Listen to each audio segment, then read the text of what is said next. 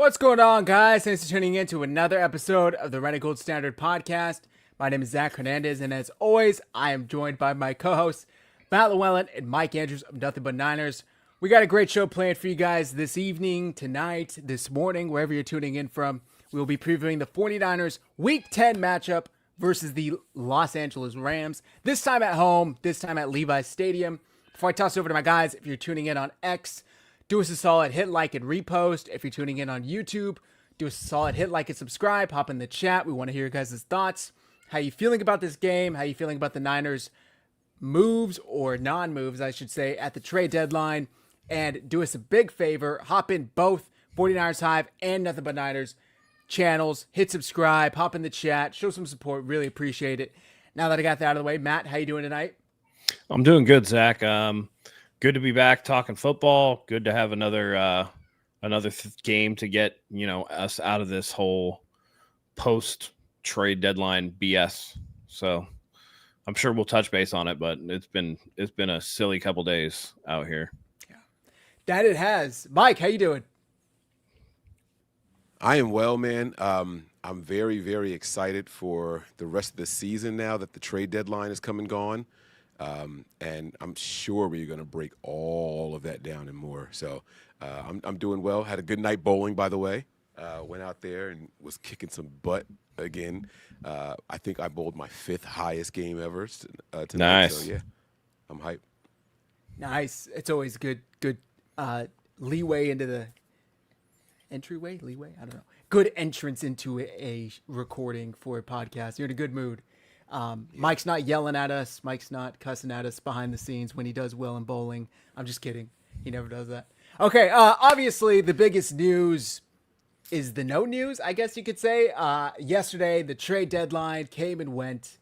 Chat is noticing the new look, Matt, by the way. They like it. That's temporary. Don't get used to it. It's temporary. It's a work-related thing for anybody who's curious. I work in the hospital, and the way that this hospital is now doing fit testing for N95s, they actually measure particulates. Before, they would do a thing where they put like a little shroud over your head and they spray a little thing in there and they go, can you like taste that? And you could always lie. So I always would just lie and be like, oh no, I can't taste nothing. You know what I mean? But now they actually measure the particulates. So it's like, I can't. So I had to do this, but the beard will come right back because my wife is not into this fucking look at all. I Not keep at all. telling people, man, the wives are the ones that love the beard more than the men do. When I shaved mine down, I just lowered mine because I had a lot of split ends and it was really, really dry. I was like breaking out. So you got to lower it or shave it all the way off and start treating your skin a little bit more. And when I did it, my wife was like, hey, baby, I like your shape up. And then she was like, I'm not saying nothing bad, but I don't have anything good to say either. So, yeah, it's always the wives that make you have to grow that shit. The last time that I shaved my beard, it was kind of by accident. You know, Mike, have you ever had the trimming mistake where you go a little too far and you're like, go down too the whole far, thing's coming off? Yeah, the whole thing. Yeah. You're just like, the whole thing's coming off. I screwed it up. And my wife got home and she was like, what did you do? And like the stark disappointment in her voice, I was just like, oh no.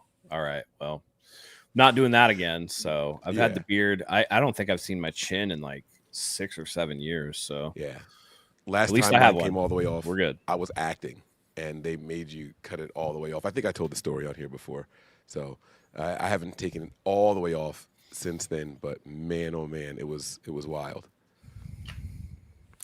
All right. Trade deadline comes and goes, and nothing happens. I mean, let me rephrase that. A ton happened, just not involving the 49ers. Quinnen Williams gets moved. Sauce Gardner gets moved. Rashid Shaheed gets moved in the division to the Seahawks. And the 49ers are damn near tied to everyone. Well, 3 players, and specifically, I should say, that they were kind of rumored to have interest in leading into the trade deadline, which was yesterday.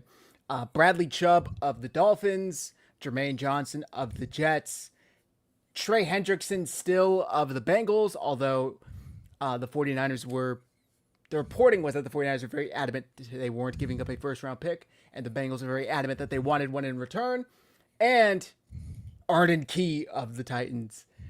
And a bunch of Jets got moved. Would have moved the needle, huh? Right. But you know, we got guys like Jordan Schultz, you got guys like Adam Schefter. I mean, trades happening, and they're like, oh, there's one more. Oh, there's something else coming. Oh, you know, the Jets are standing pat on wanting a second rounder for Arden Key. Or sorry, Jermaine Johnson. And 1 o'clock comes and goes, and the 49ers did nothing.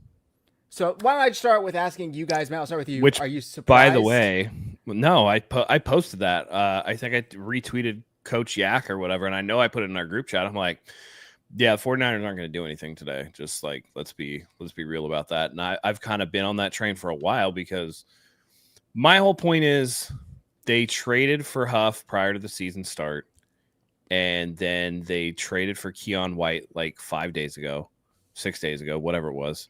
And so at what by the way, they traded for Brian Robinson, which also cost a draft pick. At what point is kind of enough regardless of what happened with, you know, starters and everything else? I think people are more pressed because Mykel Williams tore his ACL. If he hadn't torn his ACL, I don't think anybody would be as mad as they are. But the fact is that he did. And there's just been a plethora of injuries to the defense, whether it's Yeturgos Matos' hamstring exploding for the 17th time, whether it be, you know, this guy's hamstring, that guy's knee, you know, obviously Nick Bosa's out. Obviously, you know, Mykel Williams is out. We haven't seen CJ West since he got the thumb surgery, I don't believe. And we know that who else? Did Collins have a thumb as well? Somebody else had a thumb as well. I think it was Collins. Hand or something like that. Yeah. Hand. Yeah. So there's just been so many injuries, and I know people want to do things, but here's the problem. Somebody pointed out in the chat too, by the way, that we traded for Sky Moore, which also cost a draft pick. So now we're looking at, we have an aging offensive line that is obviously not good. We all know it's not good. The only people that don't know what's good are the 49ers, apparently. Like Matt Hennessy has stayed off my radar. I haven't noticed him, and that's been great. And now all of a sudden I'm hearing, like, you know, from Kyle Shanahan, like, hey, we're really looking forward to seeing, you know, Jake Brendel get back. And I'm like, God damn it, dude. Like, can we not do this? You know, just play the guy. Play the guy that's good. The problem is when you get to 2026 and Bosa's healthy and Mykel Williams is healthy and all these guys are healthy, now you have a logjam of guys. You have like 12, 13, 14 guys and a limited number of roster spots. And you've already committed draft picks to some of these people to get them. And so now you only have a certain number of eggs. If you take them all out of the O-line basket, throw them all into the D-line basket, and then you just have a bunch of, you know, people on the D-line, you're not necessarily going to be able to flip them easily. It's not Madden. You know, there's no guarantee that anybody's going to want these guys. They might have to cut guys. And then everybody in April is going to be like, why they trade away all their picks, man? I wanted this lineman and that lineman and this lineman and that lineman. It's all just, you know, the impatience and a lot of it's 49ers content creators stirring shit up, you know, the usual suspects or whatever. And it's kind of annoying, man. It's like, we weren't going to get anybody crazy. What are we going to do with Trey Hendrickson? We're going to extend him and then commit more money to him because he's going to want it, and he's on the wrong side of 30. And then it's, you know, like, we knew what the defense was going to be. They spent their first 5 picks on defensive players. There are 6 rookies that are contributing or starting on this defensive side of the ball. What do you expect to happen? Like, that, there's only so many resources that you can toss in any direction. So I'm actually glad that they stood pat. Right. Before I get to Mike, Tony T says, do you guys know what the asking price is for Chubb? I know the fans wanted too much in return. I don't know what it was. It probably wouldn't have been much. Cap, dude. Right. The cap is what would be the issue. Pick-wise, but he's owed $20+ million for the next 2 years, if I remember correctly. So it's, and his knees are shot, dude. Yeah, it's somebody... It wouldn't have moved the needle, in my opinion. It would have been making a move just to make the move. And I said it to you guys. I said it in the chat. If they traded for Keon White yesterday instead of a week ago, a lot of these fans that are upset probably would have been like, oh, it's not Jermaine Johnson, but I'm still glad they did something. But because they got him a week ago, suddenly that doesn't matter anymore. By the way, and because Mykel Williams got injured, that like takes away that. It's like, oh, that transaction doesn't count because Mykel Williams got injured. So now you need another guy. Yeah. To add on to that, they didn't have to trade for him, but they also added Eddie Pinheiro to this roster. I'm just going to throw that out there. That was essentially a trade. They got rid of Jake Moody and added Eddie Pinheiro, which just didn't cost them any picks. Mike, what's your take on their non-action yesterday? Did you expect them to do something? Are you disappointed they didn't? Glad they didn't? No, my whole mindset going into this was it has to be a big swing, like a big swing. I'm talking like you're trying to get like Sauce Gardner to the Colts, Hendrickson or Gard. Yeah, you have to go and get like the guy. You're not going to get a guy. We got a guy already, and so I'm glad that they stood pat because you're not gonna fill the roster with a bunch of guys because you lost guys to injury.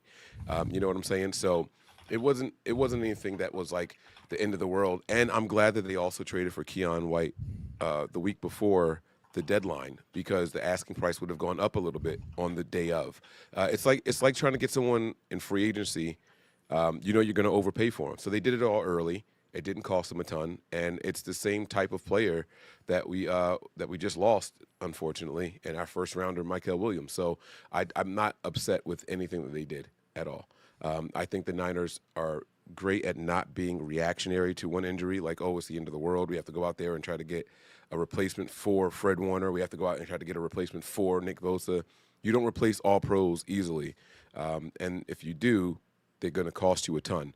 The Niners already have such a diminished draft pool going into next season. I don't think people realize how much we don't have available to us. So I'm glad that they didn't panic and overspend trying to make this thing go somewhere that it looks like it's already going. I could understand if we were the Cowboys at 3-5-1. We're not that. We're 6-3. And so, let's let these young guys continue to get their experience. Let's go ahead and work these guys into a rotation. And the good news about all the moves the Niners made is that they have everybody for at least one more season after this one. And so I'm happy with what they've done so far. Now, I'm not like pounding my chest like, oh yeah, they better not.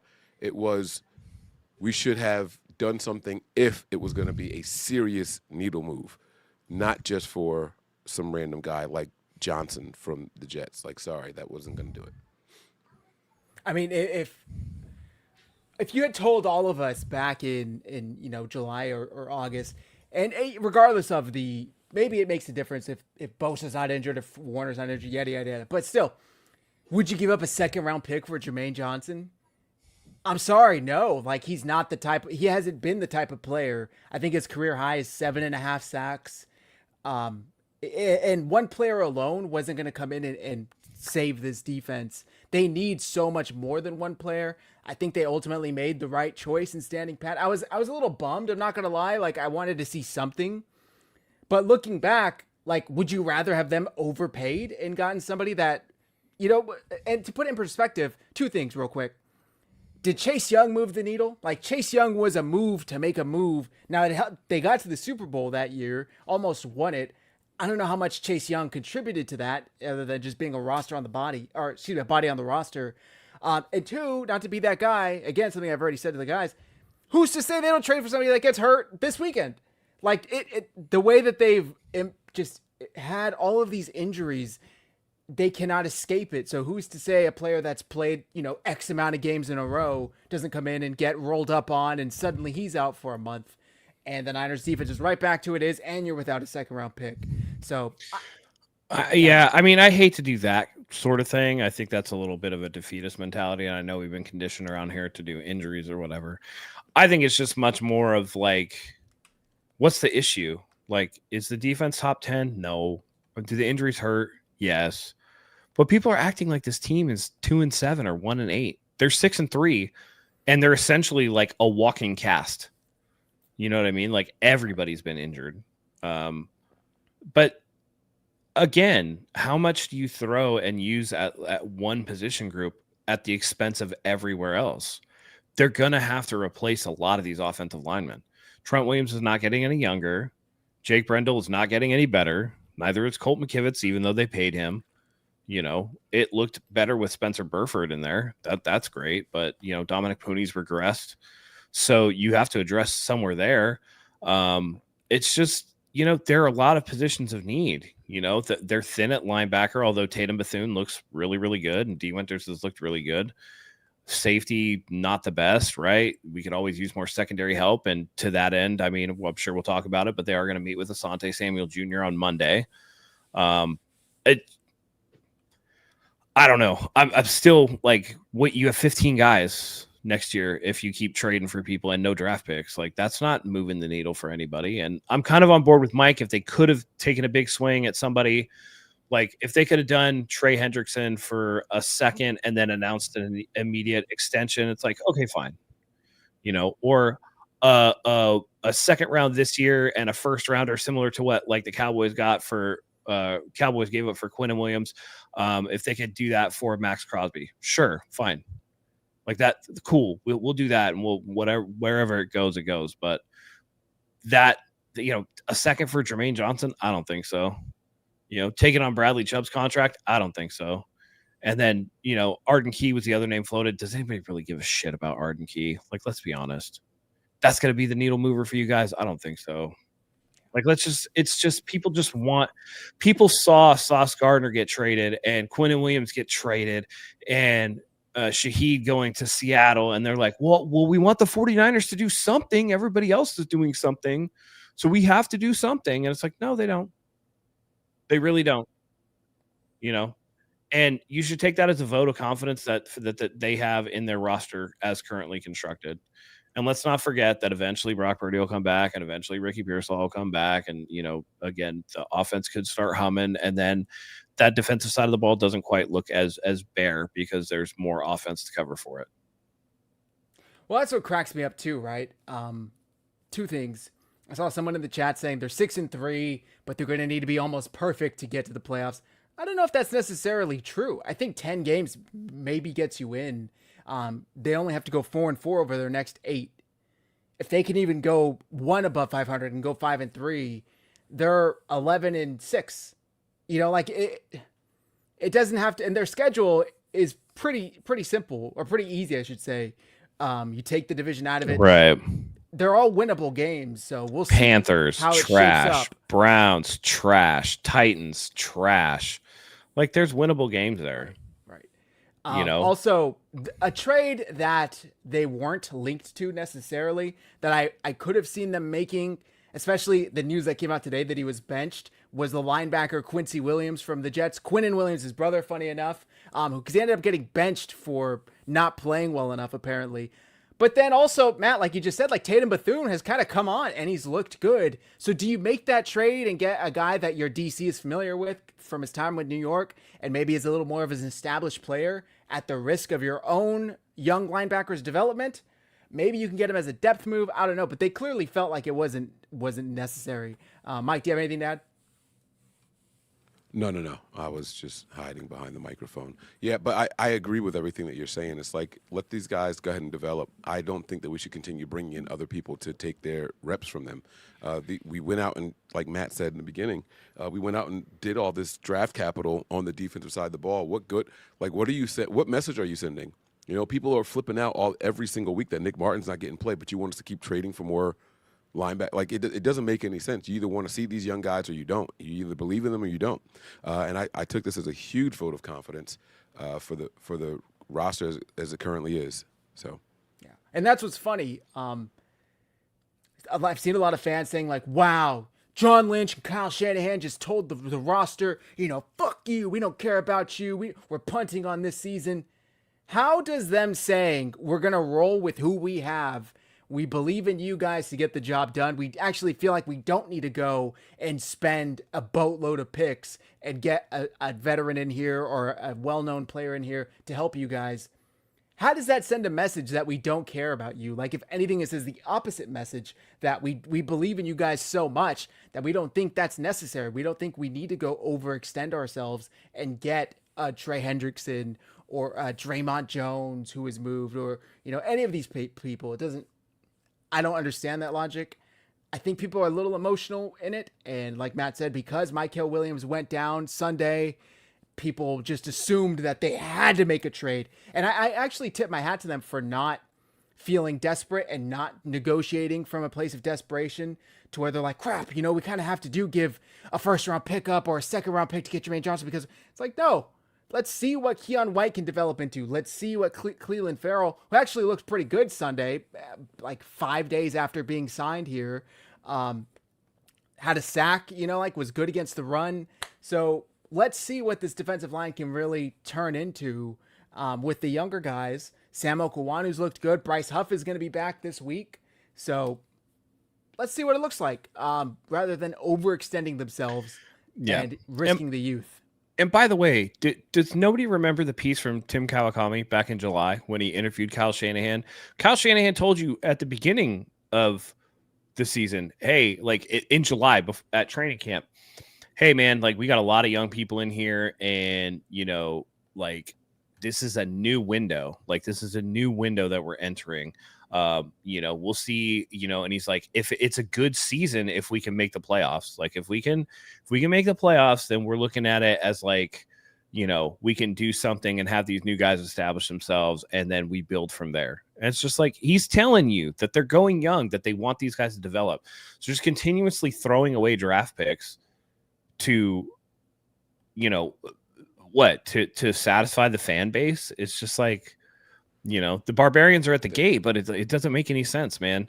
Like, again, this is not Madden. You can't run football teams by just willy-nilly throwing around. I don't know, man. It's the content creators talking out of both sides of their mouth, right? Right. In 1 second, it's what's the point of drafting people if you're not going to give them opportunities? And then it's, hey, we need to go out there and get all these veterans and trade for people. Like, which way do you want it? Do you want to see the development and the growth of these young guys that we're drafting, or do you want us to go with the old team and constantly have to worry about getting new guys in here every 2 years? Like, which one do you want? And so I think that they've done a good job of blending it all together. They've picked their side that they want to go younger on. They trust in Robert Saleh a lot to give him the youth, and they're going to go with the veterans on the offensive side of the ball for now. And then they're going to go ahead and now we can develop the defense in 2025, and then in 2026 we'll start turning over some of that offensive side of the ball. And that's how it's supposed to be. Too Much Sauce 33 with the $2 super chat. Are you happy with Pinheiro so far? I think all three of us can resoundingly say yes. Not a question. Also, authentically himself, LOL Joe Tryon Shoyinka went to the Bears for a 7th round pick. Would that have moved the needle for you? Like, honestly, would it have been a nice move? Sure, but again, to what end? What does that guy get you for 2026? You know, I don't know, man. There's a couple of super chats. I don't know if you guys want to get to them now or not, but they were rolling in here for a while, so. You know, I just want to. Sean, might as well. Do you guys regret Purdy money watching Mac has a better arm? Yeah, but he doesn't have the better brain. Doesn't have the better mobility. Like, Mac Jones puts the ball in a lot of danger, bro. It's clearly limited, right? Right. He's a great backup. It's a great problem to have. But this is again, something that's a byproduct of the content creators. You know, the usual suspects out here being like, oh, the turf toe, huh? Yeah, I bet you this is just cover for a soft benching. Soft benching. If I have to hear that word one more time, I'm going to put a bullet in my head. It's just like, come on, man. Or it's like, you know, the second he gets injured, it's like, shouldn't have paid him. Right. Look, you guys paid him, and look at him now. Like people trying to say Ricky Pearsall's injury prone because he got fucking shot last year. Oh, right. I'm sorry. What a silly mistake that was. You remember the guy that came at you was that remember you had to correct him on X because he was like, dude was injured in college, he's injured in the pros. And you're like, yeah, I'm pretty sure he missed 0 college games. He didn't miss a single game in college. Didn't miss a single one. No. I think it's a fair question to ask if you regret it, right? Like, so not necessarily because of how Mac is played, right? But like Purdy, no one wants to openly admit it, but he was kind of on a decline, like the level that we had seen him playing at for the first 2.5, 3 seasons, and then how he finished the year last year and how he started this year. He also was putting the ball in harm's way a lot and all that, right? Like, so we got really excited when we saw him taking over the game with his legs against the Lions in the postseason, but that kind of it didn't continue to be that, right? We saw him leaving the pocket earlier than we wanted him to and things like that.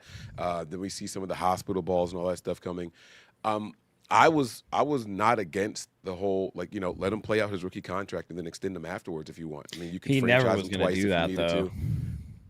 Maybe, but he also wouldn't have a choice. We own the rights. So you could franchise him 2 more times if you needed to and all that. I'm not mad that they extended him, period. I wouldn't also be upset if they said we're going to let him play it out, and then if he's still looking as good as he is and we're not sure, we can tag him a couple of times also. I don't think you can go wrong either way. That's my answer to the question. So it's not necessarily regret. I could understand both sides of that coin as to how they wanted to. But there is no argument here. There is no argument here, because if you don't think that Brock Purdy was, if you think he's a byproduct of the system and he played really good to start and now he's on the decline, it's like, well, welcome to every single quarterback that's ever played under Kyle Shanahan then. So why would you expect anything different from Mac Jones? Why would you expect Mac Jones not to have a similar decline? They're all, if you think Purdy's that, then you have to also think that Mac Jones is that. And so when does the other shoe drop for Mac Jones? In terms of EPA, he's like dead middle of the pack. Purdy last year was in the top 8 in EPA per play with nobody. He turned Juwan Jennings into an almost 1,000-yard receiver. Juwan Jennings ain't that this year. That's for damn sure. So listen, it's the nature of the business that once they committed to Brock Purdy as their starting quarterback, they needed to pay Brock Purdy. Whether you like that or not. Do I think that he's like an elite physical talent? No. But I think that he's better than, Mac Jones. Matthew Bishop, he can play in the rain. So I was there. When he beat Tom Brady 35-7 in his first career start in pissing rain. So miss me with that shit. I think that, do I regret the Niners paying Purdy? No. But I do think that it's unfortunate that that's just the going rate. Like, there's such a huge discrepancy, because the difference in how much each of these guys is getting paid, like that delta is not the difference in level of play that the Niners are getting out of each of them, right? Like, they're getting value, bang for buck. And it happened with Joseph Purdy when he was on a 7th-round pick contract too. Like, they were getting insane value for that contract, which is what they're getting with Mac Jones right now. But if Mac Jones had done half of the things that Purdy had done, he wouldn't have gotten a backup. Like, this is Mac Jones proving himself that he can do it in a functional offense. Now, if Mac Jones had the 2023 roster for the 49ers, would he put up similar numbers? That's a whole nother story. But until then, until he puts up those type of numbers, I don't think there's really a conversation to be had. He clearly is limited.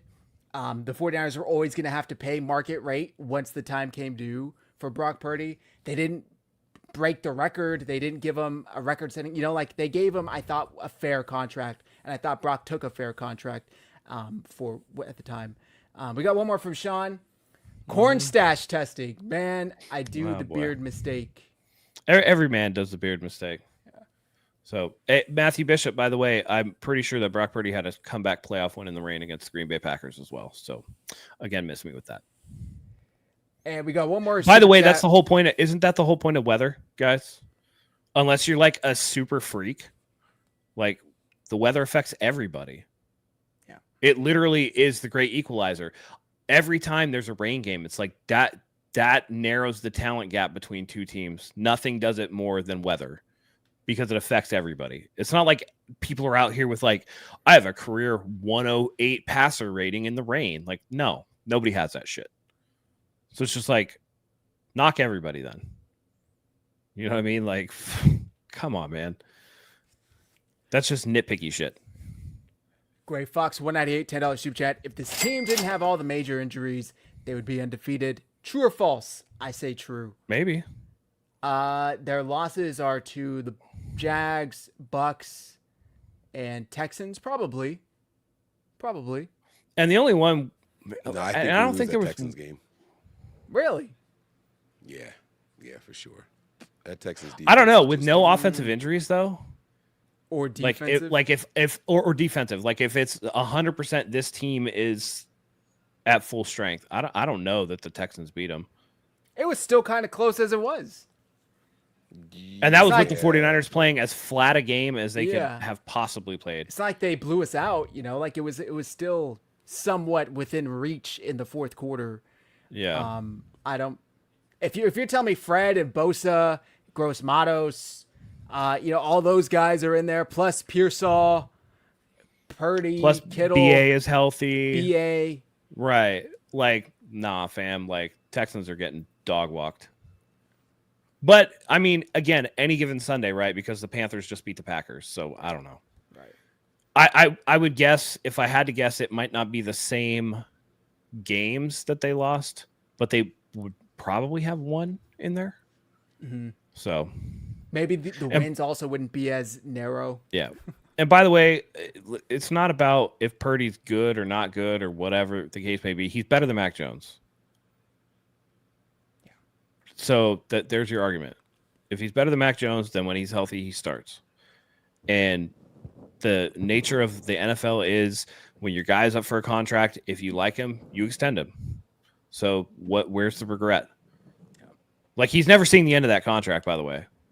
They're going to have it out probably after probably after next season, going into the third year of that contract. 2027, I think so. Yeah. Right. So if again, I'm sure they had some level of regret for Jimmy Garoppolo's contract. Guess what? They got out of it and they moved on, and they've made an NFC Championship game and a Super Bowl since then. So it's not really, it doesn't matter if you think he's worth it or not. The fact of the matter is he was due for a contract, and the people get paid. Yeah. You know what I mean? Derek Carr got paid. Kirk Cousins has gotten multiple fully guaranteed contracts, whether you think that's worth it or not. Like, was Kyler Murray worth his contract? In retrospect, no. But like at the time, it's just like, okay. Trevor after Lawrence. 2023. So listen, after 2023, everybody's like, damn, dude, Purdy's really good. He was like in the MVP discussion until December in that Ravens game. Then 2024, there were so many injuries that you were just like, well, is it really fair to judge him off of this? Like, there's so many injuries, but then he was up for an extension. So you're like, well, we hope he's more 2023. That you just go off the information that you have, right? He's not obviously a Josh Allen or Lamar Jackson or Patrick Mahomes level physical talent. That much is clear. Like, everybody knows that. But where do you meet in the margins? Is he more Dak Prescott than Tua? Like, that's what you got to look out for. Is he more Jordan Love than he is Kyler Murray? Like, that's what you're trying to measure. He was never the top paid quarterback, AAV. Never the top paid quarterback. They got him for like semi-reasonable rate. Other guys have already, surpassed that. Like, what else do you want, man? Okay. We talked about the also, I think it's weird to talk about team's money as if it's your money. Like, who gives a shit? I'm not spending Jed York's money. He is. No trades made yesterday. Now the 49ers here. Why don't we get into the injury report? Today was the day where we were told we'll see about Purdy. We'll see about Pearsall. And today came and went. And let me pull it up here. And not much news, unfortunately. Let me pull it up so you guys can see. So Ben Barch, full participant. By the way, I'm interested to see, does he get that position back from Burford, who looked pretty good Sunday? Does he take another spot? Even if he does, he'll be injured by the second quarter. True, so fucking Burford will be right back in there. And that's like, listen, I'm not trying to talk. It's just a funny thing, right? But like, how many games has Ben Barch played from beginning to end without getting hurt? It's got to be less than a dozen. Tatum Bethune, limited with a thigh injury. Jake Brendel, limited with that hamstring injury. Bryce Huff, limited with the hamstring. Juwan Jennings, finally a full participant again with the ankle and the shoulder. Mac Jones. And the 5 broken ribs. 5 broken ribs. Mac Jones, both knees apparently for Mac, but he was full participant. Darrell Luter, full participant with the Achilles. Christian McCaffrey, rest day. Ricky Pearsall did not participate with a knee injury. Brock Purdy, limited with a toe. Kyle said he would get more first-team reps this week than he had last week. Micah Williams obviously did not participate. Trent, also a vet day. D. Winters apparently also has both knees banged up, and he was limited today in practice as well. the big name here is Ricky Pearsall, who we were told on Sunday, I believe, we would see Wednesday. He'd be reevaluated. Not participating at all. What kind of was surprising to me is Mayoko talked after the game on Sunday, said that he had seen Ricky running on the side and he looked good. He looked faster. He looked more agile. So even Mayoko was like, I'm pretty sure they're going to get Ricky back next week. Well, flash forward to now and he's still not practicing. Is this concerning at all? I don't even know if we have the actual details of his injury other than it's a knee injury. No, right? Shanahan said it was a PCL right off. Oh, okay. Is it concerning it's taken this long, Matt? 6 weeks, dude. For a mild PCL injury, that's like the early time window. So he's approaching the window where it's like any time within the next 2 weeks should be reasonable for him to come back, which makes sense with Mayoko saying, hey, he looks faster or whatever. But it's not necessarily like a speed issue. It's like a pain issue, you're going to feel it in that knee. So it's one of the weird ones where unless you have like a complete severing of it and it's causing debilitating whatever, you can tear your PCL and not necessarily need to get it surgically repaired. But if it's anything more than a minor one, then you push that recovery back to like 8 to 12 weeks. And then, so they're working on it. I'm sure he's doing the best that he can to get back, but you kind of just ride the wave. And I don't know. Again, you've had so many injuries. Would anybody be surprised if the 49ers slow rolled every single player that was injured? They're 6-3 despite, all of their limbs falling off. And so like, why would you risk rushing people back too early? I know there was talk about Steve Young, like, hey, maybe Brock Purdy in private kind of pushes the issue and be like, hey, get me back out on the field. But again, it's just like, to what end? They already did that once when he came back against Jacksonville and that didn't go well. He couldn't push off and was sailing just about every pass. Yeah. And then aggravated the injury. Exactly. So you don't want to do that. And I mean, honestly, with the Rams pass rush being what it is, do you really want, Brock Purdy on a toe out there, like trying to run away from Jared Verse? You know what I mean? Like I don't know. Doesn't seem like the best idea to me when you got, some lollipops coming up after that. I don't know. But Pearsall should be back at some point. I don't think it's time to hit the panic button on him yet. It's also another reason I think the Niners were kind of, not in a rush to make any trades on Monday, is because if you just take a step back and fast forward, 3 or 4 weeks from now, you could have Brandon Ayuk, Pearsall, Purdy back on the offensive side of the ball, a healthy offensive line, whatever that looks like, whoever they decide to plug and play in there, but they should be healthy, right? Like we're getting reinforcements back on the offensive side of the ball, and that's the side that really needs to pick it up some, because even when the defense has some good drives, it's like, can the offense now match that? You know what I mean? It's not necessarily just about the defense, right? I think we were so like wrapped up in we lost this guy on the line, we got to replace him. It's like, all right, well, they've done that. It might not be the players that we wanted, but they've done that. They've addressed the defensive side of the ball over and over continuously, from the draft to in-season trades and all that. And now it's like, all right, well, how do we improve this team? We need to put more. We need to have more long drives, sustain some drives, and then how do you do that? You do it with some of the reinforcements coming back. If the Niners can go out there and get Pearsall back in the mix, if Brandon Ayuk can give us anything, we saw Brandon Ayuk running weeks ago. And there were people preseason. I was on here, right? I was on here saying, like, man, is he going to get in trouble for catching passes from Purdy? Are we going to get some? He's not supposed to be doing that type of thing. And then they're like, yeah, no, we're going to continue to slow walk this dog. I don't think they're rushing. I think they're purposely trying to save and extend these guys' time. We're not going to rush you back because we're 6-3. If we were sitting here with a different record at this point, 4-5. You know what I'm saying? Like maybe it's different. Like, all right, we got to kind of push the issue. We have bought ourselves some time. We've bought ourselves some grace. And even if we happen to fall to 6-4, I don't know what we'll get to that later on. But if we happen to fall to 6-4, it's still not time to hit the panic button because that still only puts you a game behind whoever's winning in the NFC West. So we've earned the right to take our time bringing these guys back. Right. I agree with that. And also, by the way, we got a super chat from our Javier Reyes. Please For all that is holy, keep Jake Brendel off the field. Yeah. And you know what's crazy is like he's not necessarily like the worst, but this just something, the effort gets blown by flown by, I should say, too many times too easily. That with Matt Hennessy, you just see him go the extra mile.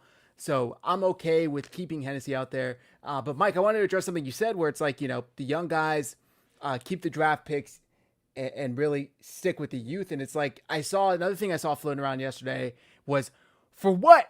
They can't draft. They suck drafting in the first couple rounds anyway. Well, my guy Stewart hooked us up with a nice list of their active players that they've drafted that are helping out. Now, obviously some of these are hurt, but just keep this in mind. Nick Bosa drafted, Fred Warner drafted, Michael Williams drafted, Upton Stout drafted, DeAndre Lenore drafted, Renardo Green drafted, Kalia Davis drafted, Alfred Collins, drafted, Tatum Bethune drafted, D. Winters drafted, Marquise Siegel drafted, Mustafa draft pick, Jair Brown draft pick. And that's just the defense, like the offense too. There's a ton more. Kittle, Pooney, Pearsall, Ayuk, Banks, who ultimately left, McGlinchey, who left, Purdy. It's insane how they can get all of these players that have hit and that are at least playing well for the 49ers starting and winning games with, and yet for some reason there's still this weird notion out there. They had 2 bad classes, right? I think that's where it really stems from. Purdy's draft class and the one before that, if I remember correctly, where everybody just assumes that's how they draft and they're poor drafters. Well, and by the way, those were potentially Adam Peters drafts because he's over there in Washington and that team looks like trash in his second year there. Meanwhile, it looks like the 49ers have had back-to-back good drafts without him. And if you look at their first-round picks under this regime, they're about 50-50, which is league average. Yep. So, I know we give Slim Mike a lot of shit, but like Mike McGlinchey is not a terrible player. He's a starting level. He's a starting level right tackle, and he got a big contract from the Denver Broncos. Like, if you get a big second contract, you're a successful draft pick. Like, that's just the way that it is. Yeah. So, their big miss was just, they're new on the job, and it was like an inside kind of nepotism thing with Solomon Thomas. You got Reuben Foster in that draft, who was more of a character concern than anything else, right, rather than ability. Right. Yeah. And to speak to that, Matt, if a lot of people I think forget, they had to wait until after the Super Bowl to hire Kyle Shanahan, who then picked his GM. So they had a month and a half to scout and find a pick that they were going to pick, But they had to know that Patrick Mahomes was going to be that generational talent. Right. Just as every other team did. Except for the Bears, who took Mitch Trubisky at number 2. Or the Bills, who traded back to let them get Patrick Mahomes. Right. Yeah. So. It is what it is. I just think that a lot of people unfairly tarnish this team's drafting abilities. And I think Matt made a good point. With Adam Peters, kind of went the poor draft classes. I don't know if it was mentality. I don't know if it was a scouting thing. I don't know what it was. But maybe it's just a coincidence. But it just so happened to, once he left, and we all thought the drafting would go down even more, kind of picked back up. I mean, they were able to find starters all throughout the rounds. So, I think a little bit of it is, and people will blame Kyle Shanahan for a lot of this shit, but like Kyle Shanahan doesn't watch any college film during the season. He doesn't have time. Like, he's not on the college film until the off season. And let's be real, in a lot of the seasons, right? We're talking 19, we're talking about, 21, 22, 23. They're going to at least the NFC Championship game, which means that you're starting from way further behind to try to look at college tape. And John Lynch had never had a front office job in the NFL. He was in the announcing booth when they hired him. So he's probably started out as a mouthpiece with Adam Peters really running the show until John Lynch could learn the process, get his feet wet. And now that John Lynch is ready, they were ready to let Adam Peters walk. And now John Lynch is doing the job. So I have a question for you guys before we continue with the show. We are officially at the halfway point of the season. Halftime of the Giants game was the midway point of the 49ers season. What do you guys think so far? I think Kyle Shanahan's coach of the year. The job that he's done with the litany of injuries that they had, this is his best coaching performance. And I think that he should have won it in either 19 when, he was able to take that team to the Super Bowl, or in 22 where he started with Lance. Lance breaks his leg. Jimmy Garoppolo plays until like week 8 or 9 when he breaks his foot against the Dolphins. And then Brock Purdy takes him to the NFC Championship game where he gets hurt. It's just like you go through 3 starters and you still make an NFC Championship game on your 3rd quarterback and you don't win Coach of the Year. Like, that's ridiculous. I have this conspiracy that the league does not like Mike Shanahan. Therefore, they don't want to give Kyle Shanahan flowers, but that's just me. But he should be Coach of the Year for what he's done. And I'm impressed that they've won the games that they've won. We're talking about, like, everybody's like, we're going to get mollywopped by the Rams. It's like, do you know who the Rams' last loss this season was to? Oh, that's right, the 49ers back on October 2nd. The Seattle Seahawks, who just like crushed the Commanders last week. Sam Darnold, wow, he looks good. They should have signed Sam Darnold. Who won that game week 1 against Sam Darnold and the Seattle Seahawks? Oh, that's right, the 49ers did. Oh, okay.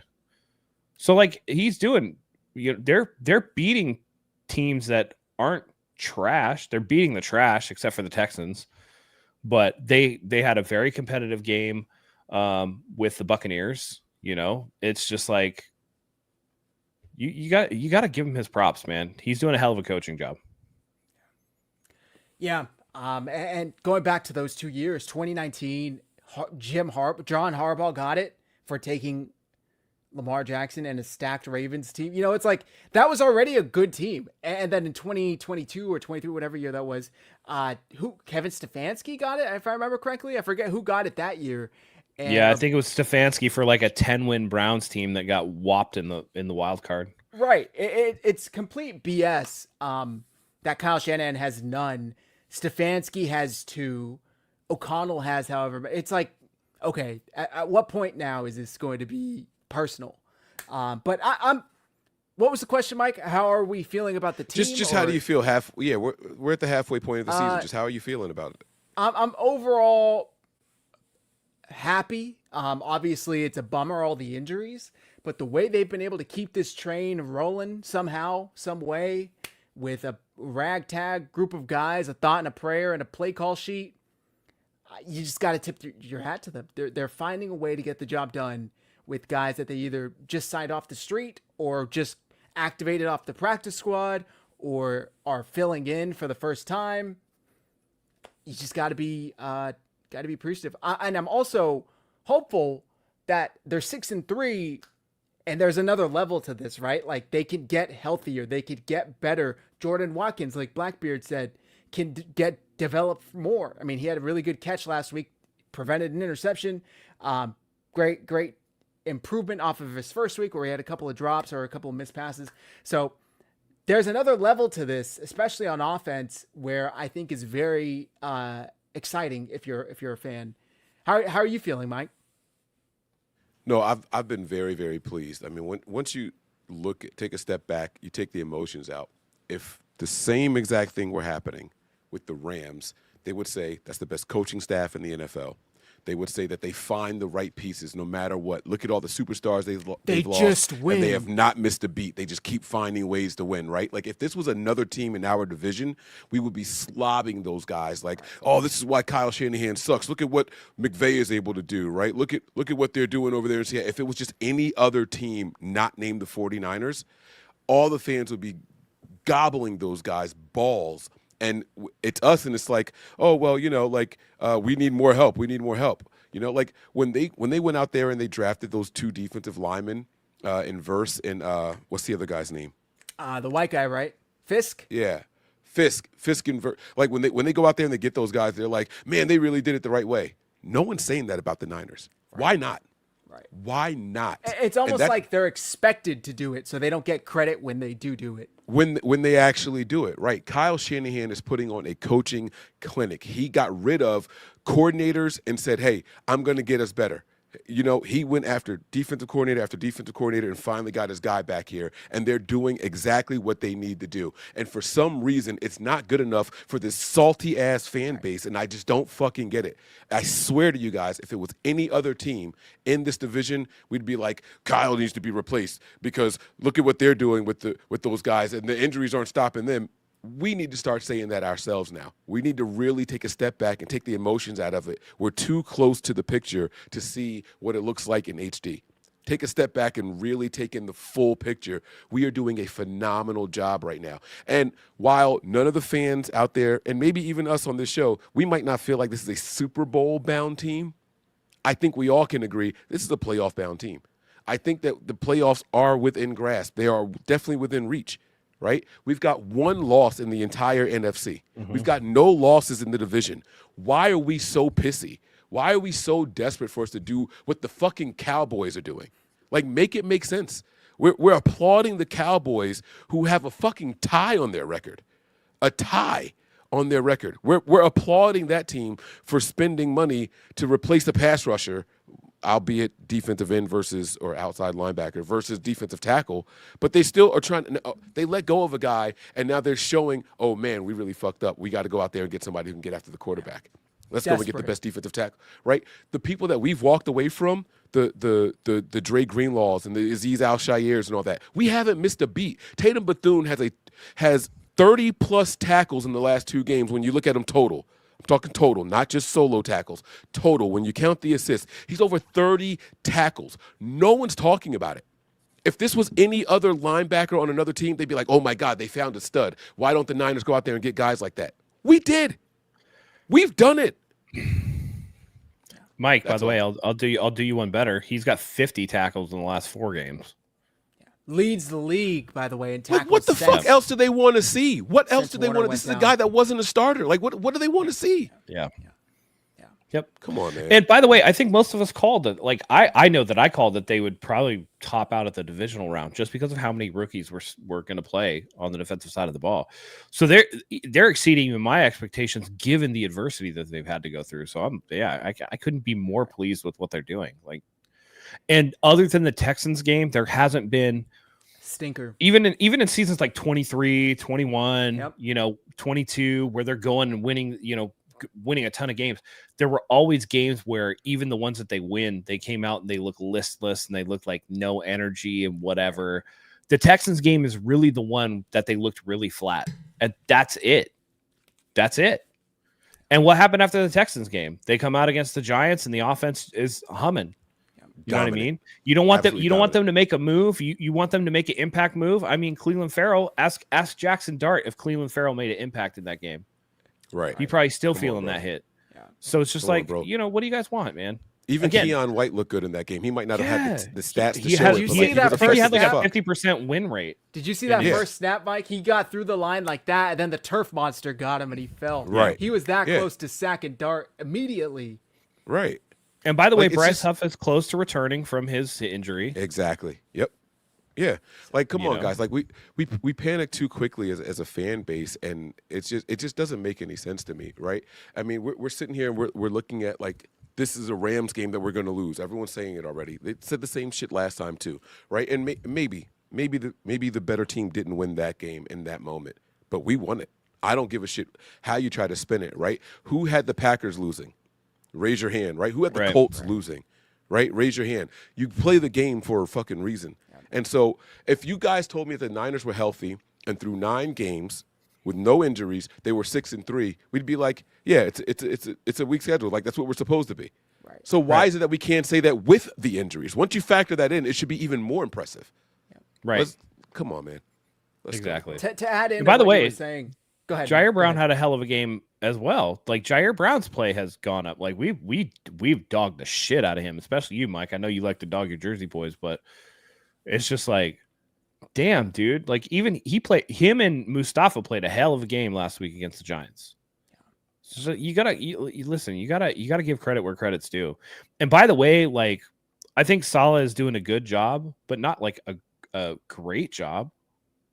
The defense is mid, and I get it. There's a lot of young guys or whatever, But really, when you look, this team is kind of being floated by the offensive side of the ball. I know everybody's saying Mac Jones is like a revelation. He's having like this amazing season.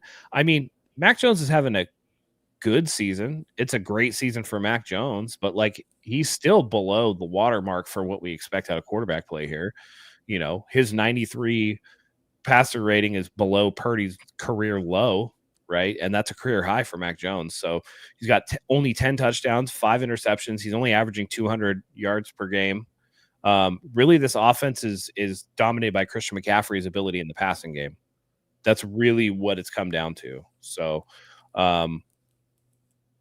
it's a hell of a job, man. And by the way, shout outs to Boyer and the special teams, because with a middle of the pack, maybe upper middle of the pack, slightly above average special teams unit, a lot of that aided by the fact that they jettisoned dead weight in Jake Moody and brought in Eddie Pinheiro. Like Pinheiro's been to the point where like before with Moody, it's like we almost expect the misses, right? Like, oh, I'm not surprised he missed that. I would be surprised if Eddie Pinheiro missed a kick.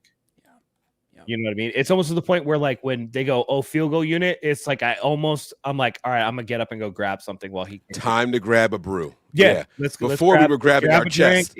Yeah. Now it's like, oh, I'm gonna go to the fridge, I'm gonna get a snack ready or whatever, because I only got like 2 minutes after this commercial break or whatever. You know what I mean?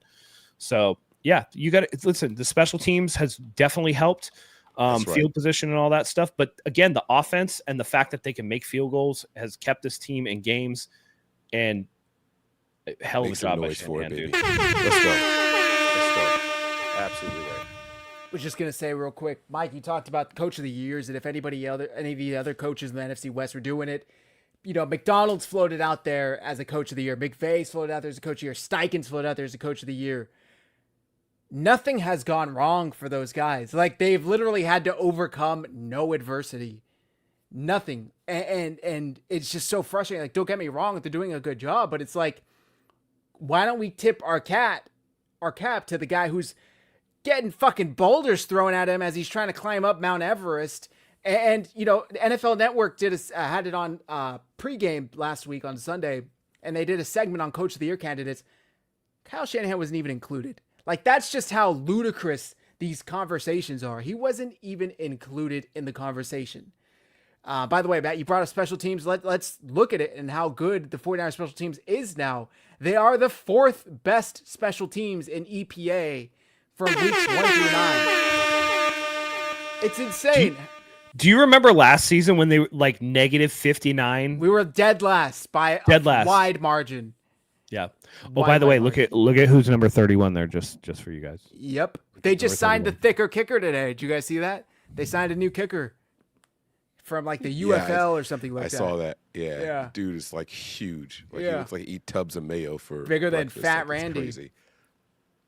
Okay. Just incredible. We got a super chat here. Poor Randy Bullock. Randy Bullock ain't even that fat, dude. I'm calling him Fat Randy and shit. It's terrible. Too much sauce 33. Do you think Kyle ever takes advice from Saleh? In what way? Yeah. Well, the answer is yes. I'm sure he defers to him in terms of defense, but like, what? I don't know. I'm sure he does, but not in like a head coaching type of way. They've actually answered this question at the pressure. They do bounce ideas off of each other and all that stuff, going into games and game plan situations and all that stuff. They've already acknowledged that they do. I guess we need to differentiate bouncing ideas versus like advice. Like if it's like, hey, Kyle, I like this defensive player in the draft. Like, could we draft this guy? Then yes, absolutely. I think he takes that into account. Or like, hey, like, I don't think. Do you remember when with Wilkes, and I know with Sorensen, but with Wilkes, where Kyle legitimately overrode his call? I don't think he's doing that to Saleh on the defensive side of the ball. He's definitely not doing that. Yeah, and I think that Kyle brings Saleh in and says, hey, we're going against this defense. What do you see? What do you think? And how can we take advantage of it? How do we exploit it? I absolutely think that he's doing that. 100%. Now, offensively, when he's like, hey, this is what they're running. What do you see? I think that's less like, hey, give me your advice. And it's more Kyle knows what they're trying to run. And it's more of like a confirmation. Like, hey, let me know that I'm seeing this the right way. And then if there is something that like is a little bit different, sure, you can make an assertion based off that or a change based off of that. But yeah, I don't think Kyle is taking offensive advice from Robert Saleh. Got this comment on the screen for you, Matt. Matt, do you think Warner coming back, if we make it deep enough in the playoffs, based on your knowledge? I think they put him on season-ending IR. I don't think he's designated to return, so he's done. Really? I thought they had talked about that. They were told that there was an opportunity. But then they put him on IR to bring George Kittle back after that. Like he's not coming back. That's unfortunate. Yeah. Does postseason count? I thought there were different rules. I believe so. I'm not certain, and I'm not. I don't know. Somebody would have to tell me. I think it's unlikely. Let's. I wouldn't rush him back anyway, though. I'm not trying to be funny at all. Like if you get there with the guys, you get there with the guys, and you play with those guys. It's a little demoralizing. But here's the thing, though. Theoretically, could he come back? Yes, but it's not just recovery from the injury. Think about the mechanism of the injury that he has. What's going to happen to the balance, the musculature, the strength when you're unable to use that leg for months, for 2 to 3 months?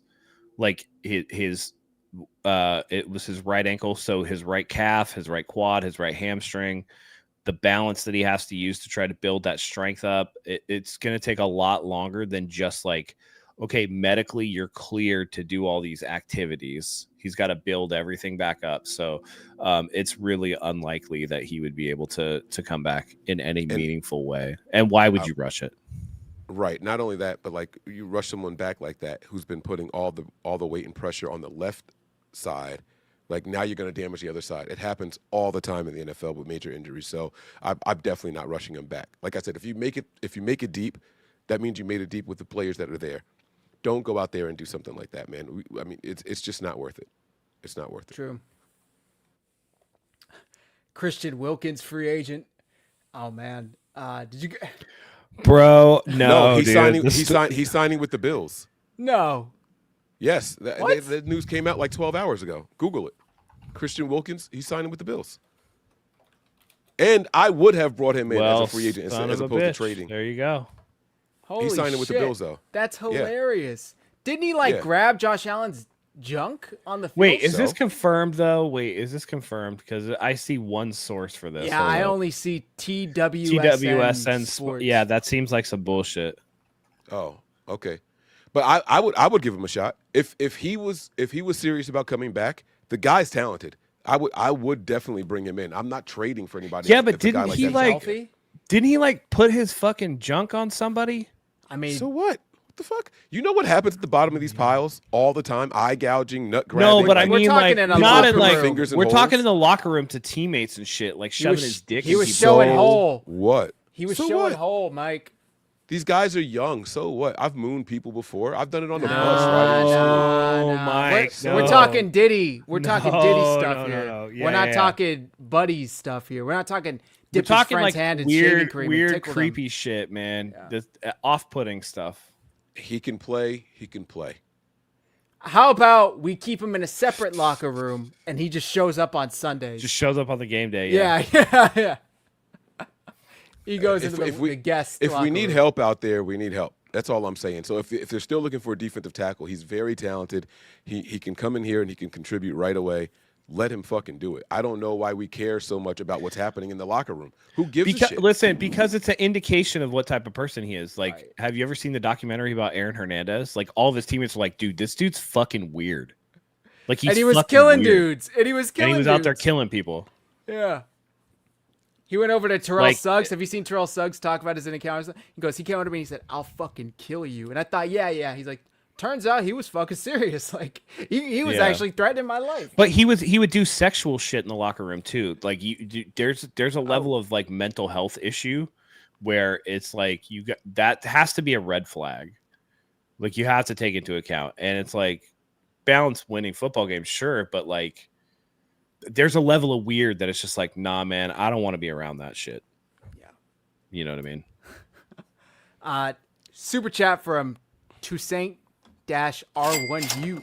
Toussaint. Who is the Toussaint? Thank you. Who is the true alpha player in the locker room? Like we talking like locker room leaders and shit for the 49ers? From the outside looking in, yeah. Like Trent Williams is the godfather of that locker room right there. Like He's the big dog. You know what I mean?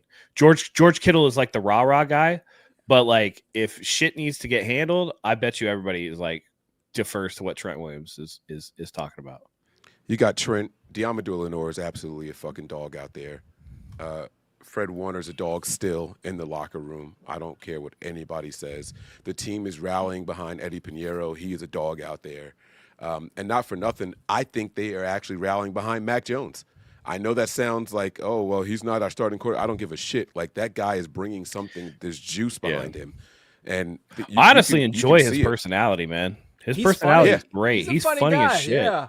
I didn't think I'd like him as much as I do. Yeah. He's laughing at dumb questions at the presser. Right. He's like, "You're serious? Oh, okay, I'll answer." Yeah. Like he's, you know what I mean? Like he's a good guy to be around. I love the initial one where it was like that he, where he was like, I mean, did he make a great play? I threw it right to him, like the interception, and then he just like does the little giggle thing, and he's just like, yeah, man, that's funny. Mac, did you know that you were 14 for 14 going into halftime? He's like, no, am I supposed to? Should I? Yeah. The fuck? But that's exactly the type of mentality that you want from your backup quarterback. You know what I mean? That's why I could see Mac Jones taking less money to stay here because he vibes here. You know what I mean? Like, he's going to be the type of guy that's like, no, I'm content. And like, if you need me to like come in and do some shit, I can do some shit. But it doesn't have to be like butting heads all the time and like the alpha dogs and like, I need to do this and I need to do that. And, I don't know. Which is why I'm so glad he signed a 2-year deal. We don't have to worry about that. It's not an issue. He's here for at least another year. And we can just take advantage of that. All right. Should we get into this preview now? Yeah, let's do it. What, Mike? What? The comments? Yes, the comments are like, has no one ever played sports before? Has no one ever been a 20-year-old in the locker room? Has no one ever been an 18-year-old, 19-year-old? No one has ever come up to me and stuck their dick in my face. No one ever showed me their anus. Yeah. What are you? I don't know what kind of friend groups you guys had growing up. Is it different in Jersey, Mike? Straight friends groups? Listen, I grew up with I had more cousins than I had friends at a certain point in my life, and we would dare each other to streak around the house butt ass naked. Like, we've done what people would call gay shit. That's different, though. Like, no, it's not. That's different. No, it's different. Yeah, it's family, that's different. But you're talking about grown men straight. But it's also, it's also different.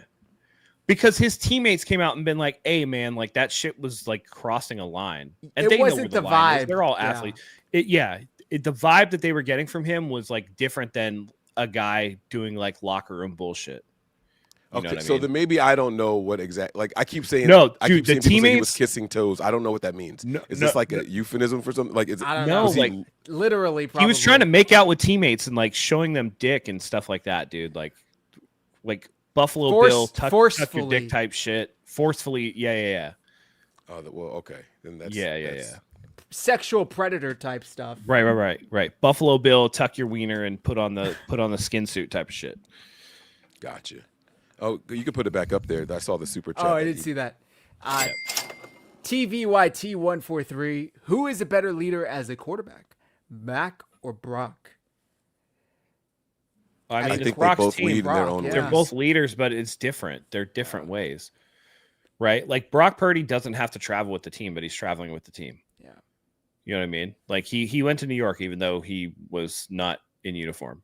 And that's to be able to be on the headset and help out Mac.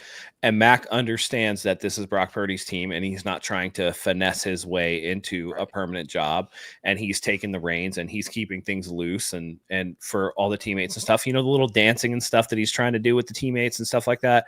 So it's different styles, but you can have multiple leaders. Like Mike was saying, Diamador Lenore's the leader. Fred Warner was a very quiet leader for the first couple of years. Now he's more vocal. We know for a fact Nick Bosa is a pretty quiet leader.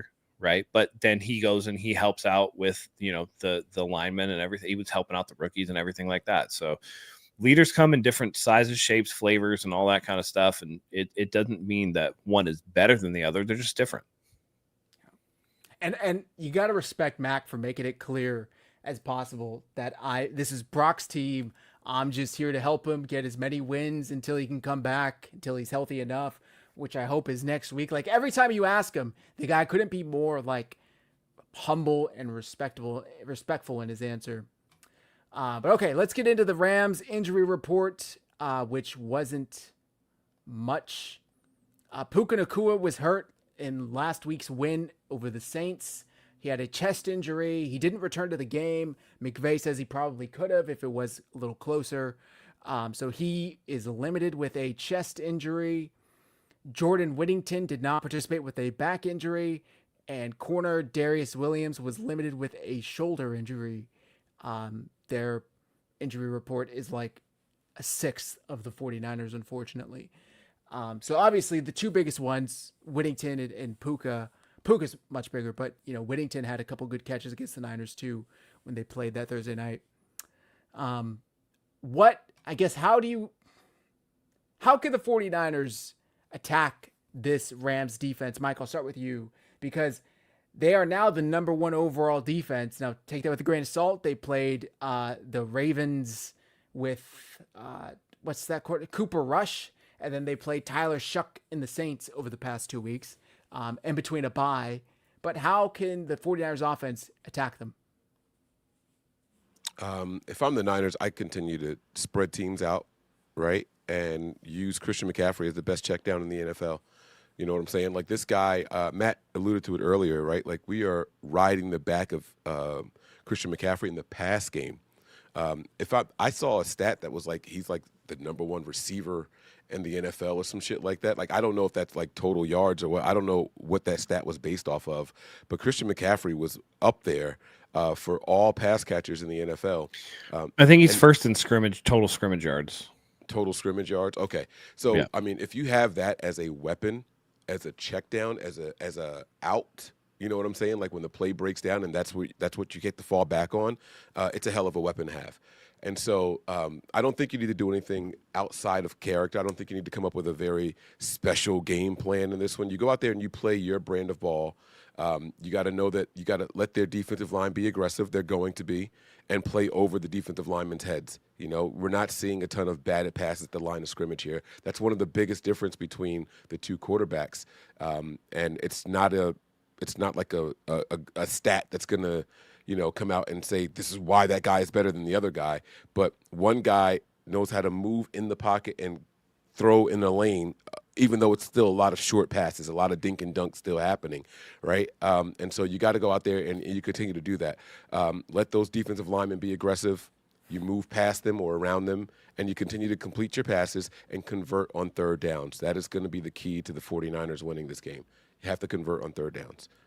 I'm not saying you got to go out there and say, oh, we got to get someone's got to have 120 yards receiving. I'm never going to say that. You spread the ball out. We're seeing Watkins get acclimated into the offense. Hell, we've seen Sky Moore get receptions in back-to-back weeks. You know what I mean? Like, continue to spread the ball out. Involve the tight ends. George Kittle was supposed to have 2 touchdowns a couple of weeks ago, and you saw Tungus go up there and take one from him, and George goes to the side like, hey, that was supposed to be mine. You stole it from me, right? Like, cool. I'm glad he stole it because it looked like it would have been behind George Kittle if, you know what I mean, if they let that play out. Continue to spread the ball out and give opposing defenses a lot to look at. And that's how you want to play it.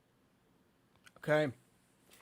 Yeah, got to get the ball quickly. Matt, I don't know if you had anything to add or if you want to talk about how they could attack them on the defense. No, I think something to just be aware of, too, that wasn't on the injury report last week, that the Rams put Tutu Atwell on injured reserve, so he's not going to show up in the injury report, but he is not going to play in this game. So they're going to be pretty thin at wide receiver, and I think that bodes well for the defense.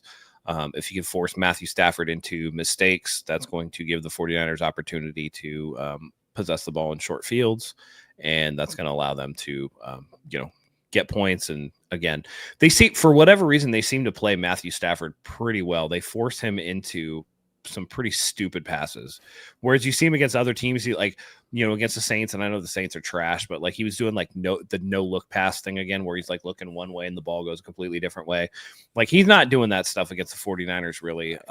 So force him into mistakes, and there is opportunity for them to make some good plays on him. So I would actually expect that they turn the ball over, force Rams into turning the ball over a couple times this game. Which cracks me up because it's like, do you really need to do a no-look pass versus the Saints? Like, come on. You're just showing up. You're trying to get that MVP talk, that those votes going into this, what could be his final year. Who knows how much longer he's going to play. If I remember correctly, like this is like the last year of his deal. Didn't they like restructure it to give him some more money? Maybe I'm wrong. I think the 49ers, the name of the game is get the ball out fast.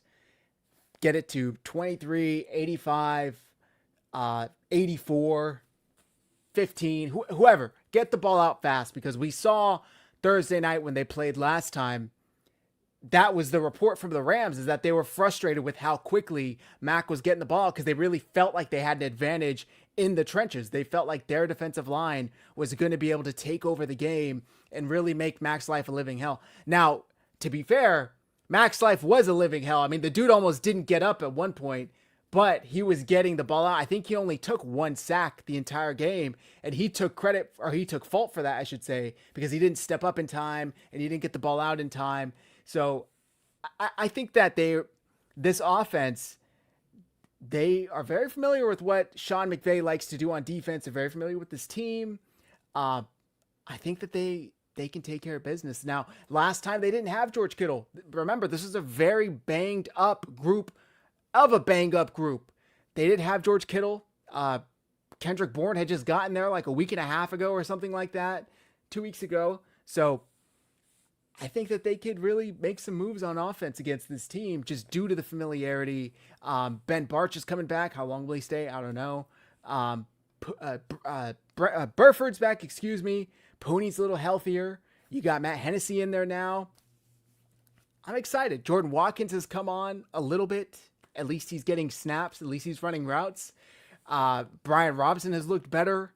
I think this is an offense that could have a good day versus the Rams defense, which makes me sound a little crazy because this is a top-ranked defense, but it's a divisional game. It's a divisional game. They know each other. They're very familiar. And Kyle Shanahan always has this offense humming against the Rams. Let me flip it now on the defensive side, Mike.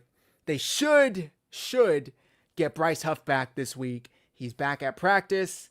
Kyle Shanahan has been very adamant from the day he got hurt after that Sunday night game versus the Falcons. This is a 2-week injury. We expect him back versus the Rams. That has not changed. How much does that help the 49ers Sunday? How do you see the defense holding up against this Rams offense, which has been pretty good?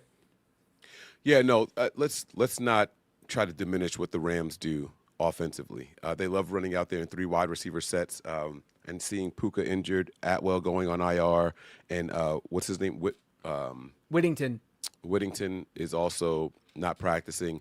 They're going to be out there, and they might have to come out with different looks. We might actually see something we haven't seen before, maybe more 2 tight end sets and not 3 wide receivers. You know what I mean? And so it's going to be a game where Robert Saleh's going to have to make a lot of in-game adjustments. And sometimes that's been to our strength. Sometimes it's been to our detriment. When Robert Saleh first got here, those first 4 weeks, I saw phenomenal second-half adjustments and in-game adjustments, and then it kind of disappeared. It was like, dude, what are you doing? I didn't see those adjustments against guys like Tampa Bay. I didn't see those adjustments against teams like Houston. You can't do that going into this game. McVay is going to have some stuff up his sleeve. McVay is pissed that they didn't convert that 4th and 1 in overtime last time against the 49ers, right? He's not going to let that down. He's not going to live that down. He's going to want to jump out to an early lead. Now, one thing that we can't do, which is what we did against the Giants, and we talked about it a little bit when I was on the car ride back home, was that once we went up by a couple of scores, it was like we were okay with giving up a scoring drive. You can't do that in this game. You have to try to stop them on every single drive. Do I expect you to stop them every time? Absolutely not. But there's never going to be a drive in this game where you're going to say, hey, we can afford to, go easy on this one, or play a little prevent, or, play soft or whatever. No, jam these guys at the line, they're wide receivers. What I want to see here is a healthy rotation of defensive linemen, right? We talked about the Keon White acquisition.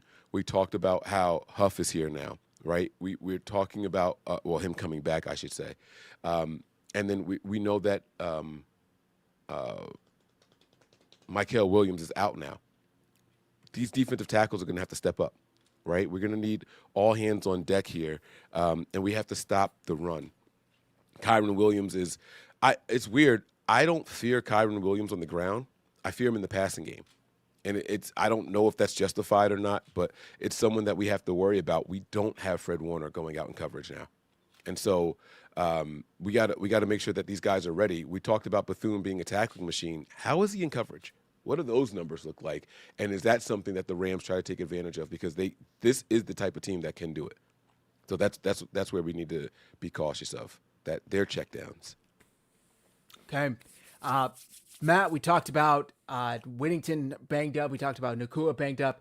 But Devontae Adams appears fully healthy. How much of a threat is he for the 49ers and the secondary? And how do you envision them trying to stop him? Yeah, I mean, obviously, Devontae Adams is still a threat. He's not at the peak of his powers, but he's not that far off from it either. You're going to have to, account for that. You have to pick the threat that you want to beat you. And there's going to be a lot of instances where he's going to potentially be able to make some plays.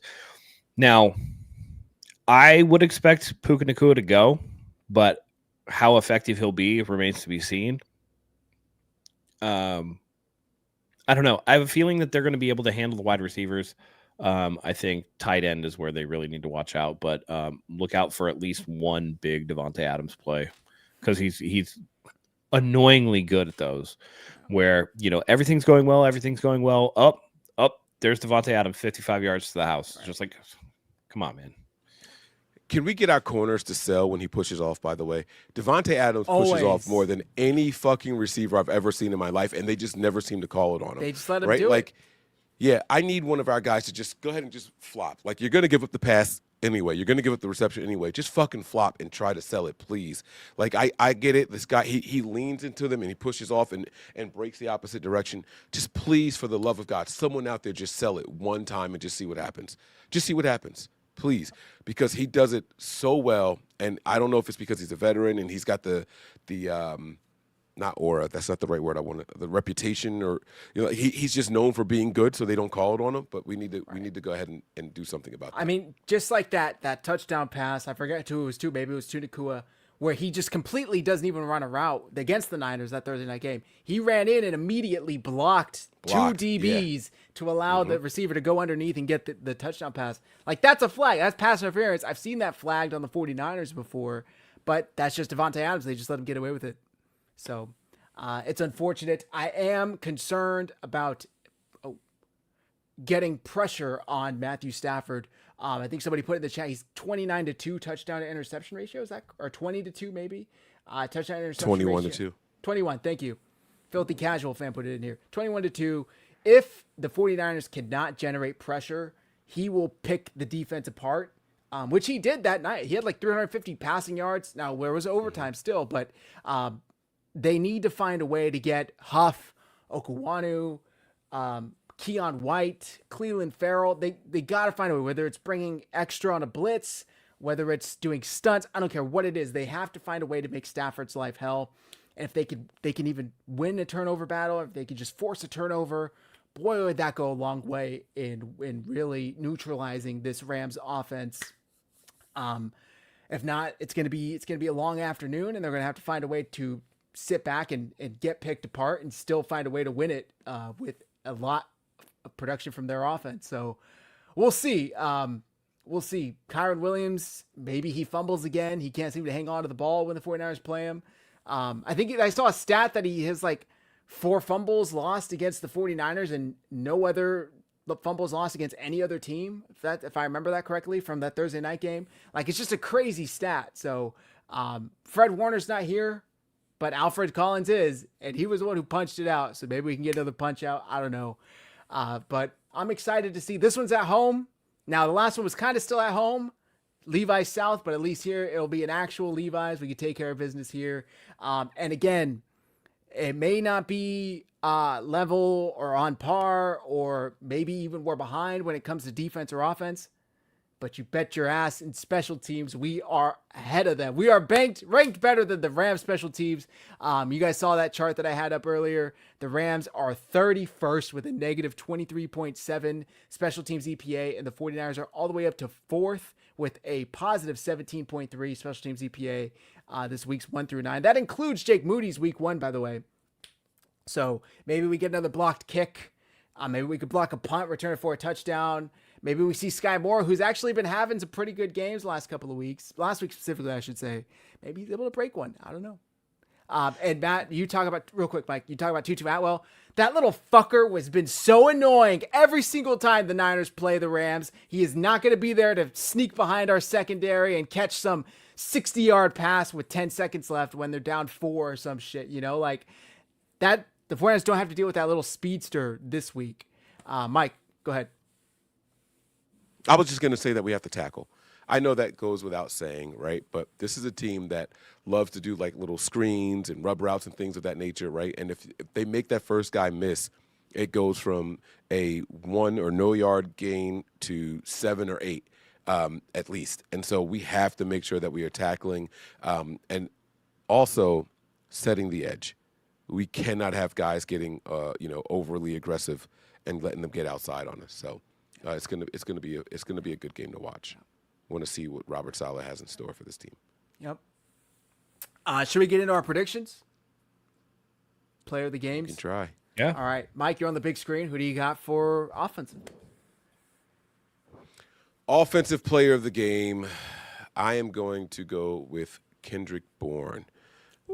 I feel like the Niners have kind of been like saving him, or like, he had those 2 big games back to back, and then it was like, all right, you get the first half, we're going to give Jennings the second half type of thing. Like they've been kind of splitting it up lately. I think this is going to be a game where Bourne's just involved in both halves. Give me 8 receptions. Give me 8 receptions. Let's call it 96 yards and a touchdown. Kendrick Bourne. Matt? I'm going to take the cheap way out. I'm going to go Christian McCaffrey. I think he's going to have 175 yards from scrimmage and another touchdown or 2. And he's going to be, again, the driving force. He leads NFL in touches by like a wide margin. He's a ton of the 49ers offense and what they're going to do. And I don't expect that to change. Right. Let's see. Did I see he has 8 receiving touchdowns already? Maybe 4. Maybe he has 8 in total. I think he's on pace for 8. I think the stat that went around was he was on pace for like 1,200 rushing and like 1,100 receiving and 8 and 8 for each one. So I think he's got flip it. He's got 680 receiving yards, I believe, and he's got 596 rushing yards. But he's on pace for 1,000. Yeah. Before you go, Zach, Matt, does it change your value of Christian McCaffrey after what we saw Brian Robinson do with limited touches? You don't think that he gets a little bit more now? Does Kyle trust him a little bit more? They said that what was taking so long was for him to learn the offense. I mean, he looked good out there against the Giants in limited. McCaffrey's so versatile that you can have them both out there at the same time. And McCaffrey's versatile in the passing game in a way that Brian Robinson just isn't going to be, because really nobody is. So while I could see, a handful of touches going to Brian Robinson, that really wouldn't change my mind, because Christian McCaffrey is so far and away the NFL leader in touches that it's like, yeah, we probably could dial that back a little bit. That might not be a bad idea. And he would still be effective. So yeah, you guys are right. He has 4 and 4 rushing touchdowns and 4 receiving touchdowns.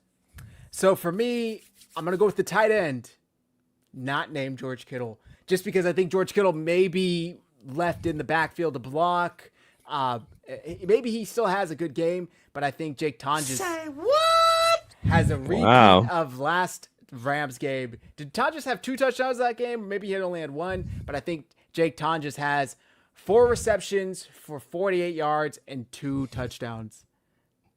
Another Tonjes touchdown. So he leads the team, or at last I checked, was tied in receiving touchdowns for the Niners.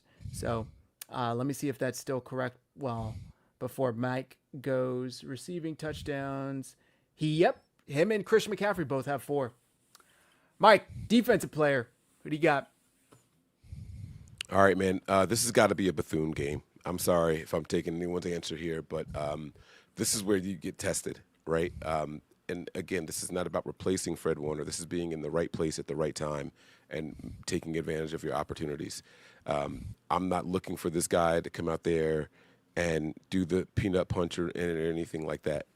Be in the right spot and make the tackles, and keep the other linebackers around you in the right place. This is going to be a game. They're gonna pass the ball way more than they run it, and so we got to make sure that everybody is where they're supposed to be.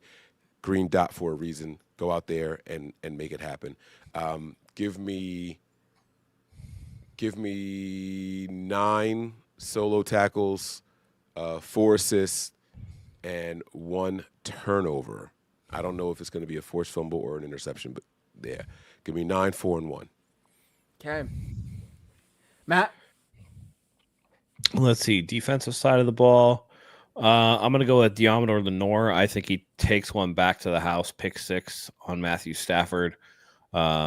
He tried when he broke the 49ers streak of no interceptions and just wasn't able to get down in time to let them kick field goal. But this time, I think he does take it to the house in front of the faithful, and makes a go of it. So, Diamador Lenore.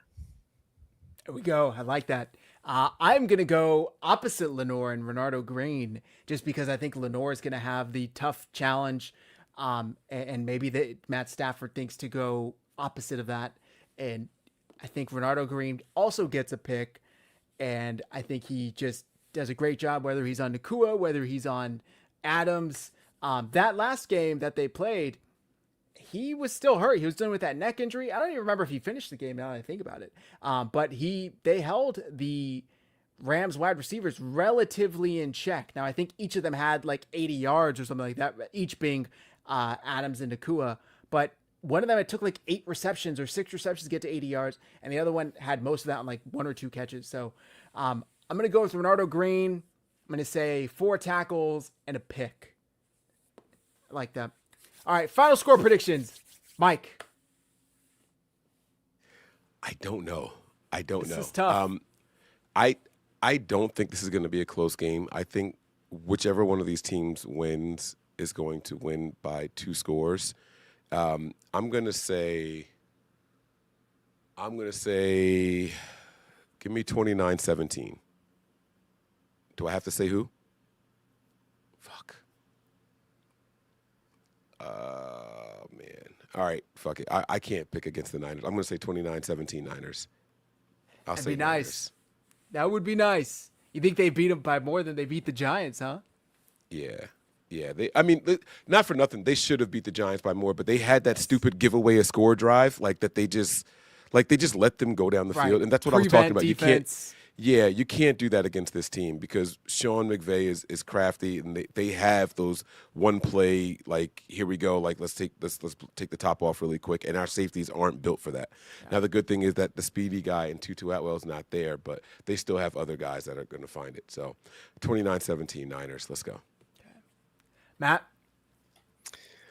Yeah, I also can't pick against the 49ers right now. It's just, listen, Sean McVay got his couple last season in a very down year. Kyle Shanahan didn't like his little brother coming into his house and kind of tipping over the dishes. So Kyle Shanahan, once again, going to son Sean McVay. I think the 49ers win. It'll be a close one. I think it'll be a lower scoring game. I would bet the under if I was everybody else. I think 23-20 49ers. I had 24-20 Niners. And I think that they win this in a last defensive stand, similar to last game, actually, now that I'm saying it. Not in overtime or anything like that. And I think maybe I'm getting a little too detailed in my prediction, but maybe it should have been 21-24, but they block an extra point or something, making it 24-20. Thus, the Rams need a touchdown to win it instead of a field goal to tie it. So give me 24-20 Niners. And boy, if they win this one, I am going to be the most obnoxious person on here come Sunday afternoon. I tell you, man, if you think I'm hyped about this team now, if they win this Sunday, which I think they can, and I think they will, you're not going to want to see me, especially not these Rams fans on X, the few that are out there, believe it or not. That's right. Fuck your trade deadline, huh? What do we need to trade for? I can't wait. Get turned up, baby. I like it, man. Yeah. Let's go. Yep. Mike, I'm sure the folks already know. Please let them know where to find the premium 49ers content. Yeah, guys. Listen, I've been very, very under the weather lately, so I have not done a lot of my normal shows. There was no pregame show last week. The halftime show was very glitchy. I tried to go from the stadium. I was not feeling it while I was at the game. I did have a doctor's appointment today, and they gave me some antibiotics, so hopefully I'll be bouncing back. But the premium content is coming back full force. Patreon.com/NB9ERS. If you guys aren't already there, please get there. I know a lot of people are like, oh, well, how do I watch the games and Sunday Ticket and all that stuff? We have the games over there. We normally have replays available also, but last week during the Giants game, my daughter was running the show, and she didn't do the save thing the right way, but it's all good. So that one game is not available for replay. If you guys absolutely want it, I can go ahead and get that up there for you guys, though. But I think we're okay. But yeah, patreon.com/NB9ERS. For those of you who are watching right now from the Nothing But Niners channel, please make sure you guys head on over here to 49ers Hive. You see it down there underneath Matt. It's right there, 49ers Hive on YouTube. Make sure you guys subscribe over here as well. These guys are great. You got different types of shows coming all week long, so make sure you are subscribed here as well. Appreciate it. Go check it out, guys. Patreon.com/NB9ERS. Also, Nothing But 9ERS on Instagram. Matt, do us the honors. Absolutely. Listen, it's another big game for the 49ers. It's a division game. We didn't really touch on it, but we still don't 100% know for sure who's going to be under center for the 49ers. But either way, I expect a 49ers victory. So we love having you guys here. This was a great show. We couldn't do this without you guys. You guys are the backbone for us. So for Mike, for Zach, for myself, thank you as always. And until next time, go Niners.